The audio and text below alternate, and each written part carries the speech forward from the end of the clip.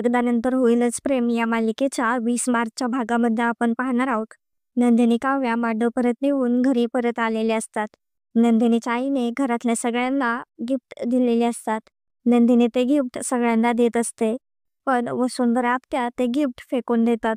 त्या नंदिनीला म्हणतात, तुला लाज वाटत नाही का?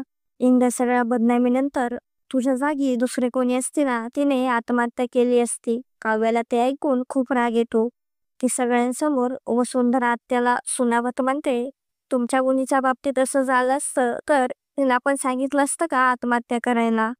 काव्य त्यांना चांगलीच उत्तरं देत असते. वसुंधरा आत्या तिला म्हणतात, तोंड सांभाळून बोल काव्या. काव्य त्यांनाच उलट उत्तरं देत म्हणते, तुम्ही तोंड सांभाळून बोला.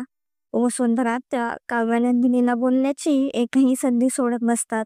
तर आता काव्याने त्यांना चांगलेच सुनावलेले असते. वसुंधरा आत्याशी काव्य असं बोलल्यामुळे नंदिनीला मात्र खूप टेन्शन आलेले असते. तर आता पुढे काय काय होणार आहे हे पाहणे खूपच इंटरेस्टिंग होणार आहे.